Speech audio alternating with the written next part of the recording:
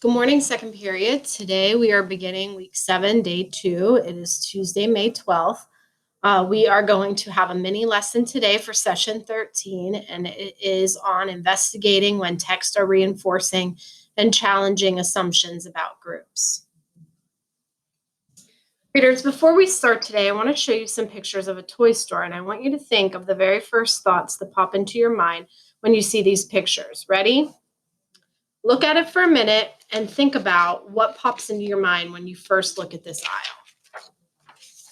aisle. It has girls' toys. It's stuff for girls. It's the girl aisle. Let me show you another image of an aisle in the toy store, and you think of the first thought that comes to mind. Ready? Think about it. I hear things like boy stuff, superhero stuff. It's interesting that I'm hearing you say so many of the same things when you look at these. Many of you saw the first image and said things like for girls or girls aisle. And when you saw the second image, many of you said boy aisle. The thing is that these images are not labeled girls aisle and boys aisle, but you already immediately thought they were. You kind of assumed it. And it's interesting to think about why. Let's just for a minute think about that. Where do you think you might have learned the idea that aisles that look like this are supposed to be for girls?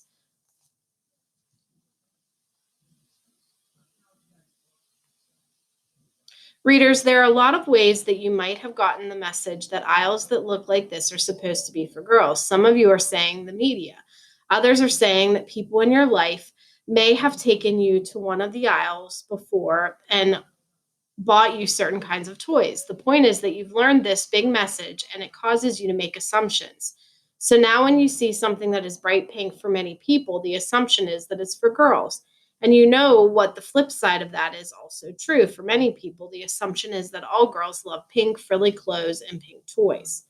One way that we continue to get messages about groups is through the stories that we read. And sometimes those stories, even if they're great stories, create characters and situations that go along with the assumptions that are pretty common. Like you might read about girls who really like pink stuff. Of course, some girls do, but some girls really don't, and some boys do. It can be interesting to notice. When is a text reinforcing some of these common assumptions, and when is it challenging them? If it's a great story, it's likely not always going along with those common snap judgment kind of assumptions.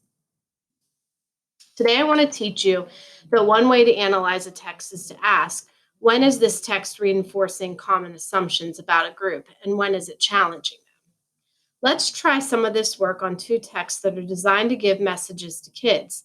They are advertisements, and the reason ads exist is to get people to buy stuff. In this case, these ads are designed to make kids want to buy a certain brand of toy. Yesterday, we were reading for details that gave either a positive or a negative message. Today, let's look for details that reinforce or go along with common assumptions about a group. And at the same time, we'll look for details that challenge or go against those common assumptions. We'll watch two short advertisements. The group these ads are giving us messages about its girls. Be prepared to jot down. And you'll need to set up your thinking as collecting evidence for these questions. One, which details reinforce or go along with common assumptions about the group, and which details challenge or go against those common assumptions.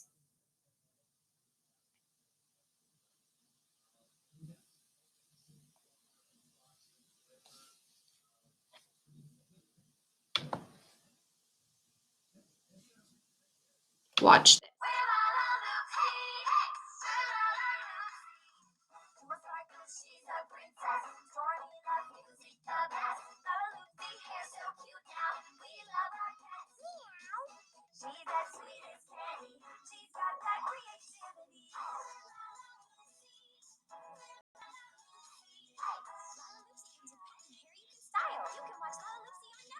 Look for new Lala Loopsy Minis and Mystery Pictures. I gotta see.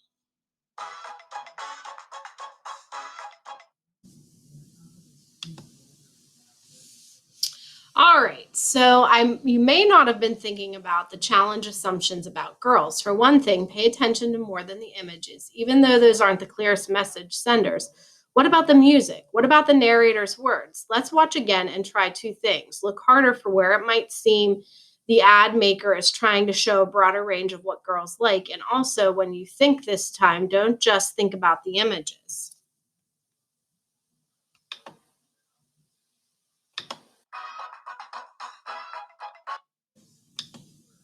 We're La La Lucy. Hey, we're La La Lucy. Looks like she's a princess. Stormy loves music the best. La Lucy hair so cute now. We love our pets. Meow. She's as sweet as candy. She's got that creativity. We're La La Lucy. We're La La Lucy. Hey, La La Lucy comes in pet and hair you can style. You can watch La La Lucy on Netflix. Look for new La La Lucy minis and mystery paint cans. This I gotta see. Okay, so this time you might have noticed that not all of them have pink hair. She's got that creativity. I guess that's kind of better than all the other stuff, like being about cute and princesses and everything. A lot of you were noticing that even when we tried hard, there weren't too many details in that clip that challenged common assumptions about girls. Many of you were using the word stereotype to talk about this clip. That's a great word to talk about the issue. When too many details about a character seem like they are lining up exactly with these common assumptions, it can feel like a stereotype, not like a real person. And when people hold on to their beliefs about stereotypes instead of seeing real people, they can hurt people who don't fit with those stereotypical assumptions. Let's watch another clip and try the same work. Think about that there isn't really a narrative, but there is a song. The lyrics from the song will also give us messages. So definitely listen and jot down some of those.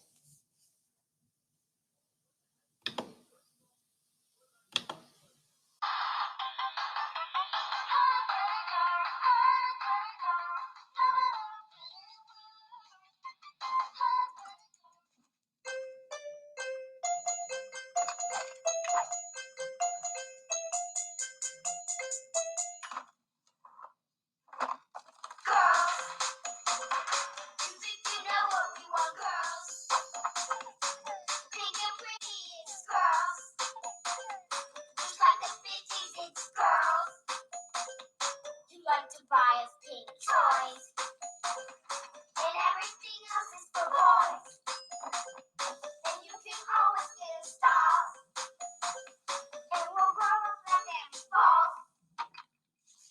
It's time to change.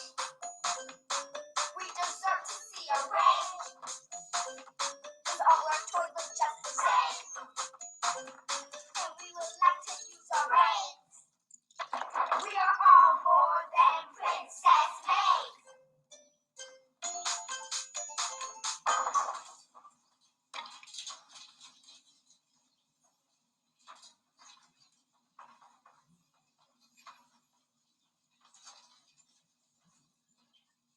Girls who build the spaceship, girls that code the new, girls that grow up knowing that they can engineer. Girls, that's all we really need is girls to bring us up to speed. And girls, our opportunities. Girls, don't underestimate girls. Girls, girls, girls, girls, girls, girls, girls, girls,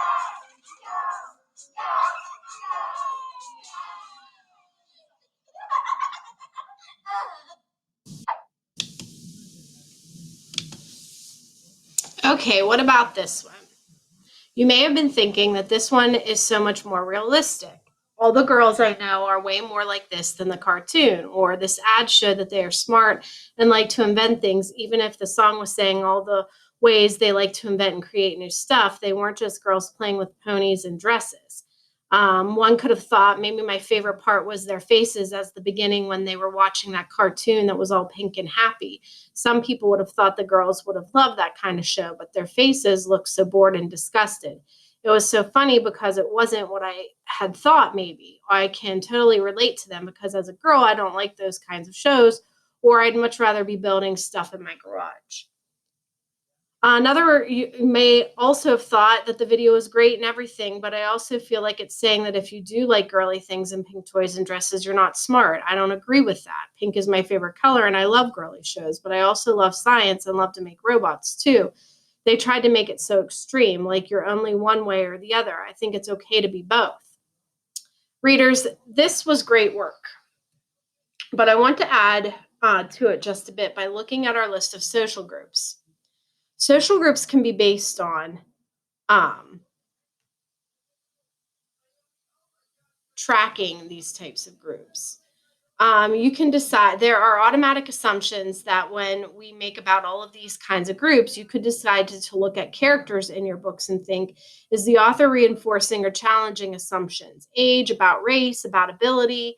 It would probably be really interesting work. So we could track these possible groups by kids to a new school, non-native speakers, workers who move a lot, kids without much money. You're going to need to think about the last two lessons and how they introduce some pretty important work that I'm sure you'll want to think about. Both lessons were teaching you to look closely at the messages stories are giving about groups and issues that relate to groups. Yesterday, we considered positive and negative moments and whether the book overall has a positive or negative tone. Today, we analyze for when texts reinforce or challenge assumptions. Today, as you read, will you also in your mind prepare for what you would say about how your book is connecting to these things? Think about what messages your book is teaching and what you notice about this. You can make sure you can jot things down so you don't forget about them. Keep in mind the points in our anchor chart, especially for the last lesson and the new point for what we just worked on. So today we added teaching point number 7, which is ask when in this text reinforcing common assumptions about a group and when it is challenging them. So your task for today's second period is to read chapters 29 and 30 from the Serpent King. That last chapter that you read yesterday was a tough one for me to read, and I wonder if it was tough for you. Poor Travis. But you'll see how they are going to cope and deal with his death. And these characters are pretty resilient and pretty special. As you read, think about how this novel works to break stereotypes that exist about groups. There is no written assignment today, so if you are not caught up on your reading, I kind of just spoiled it for you.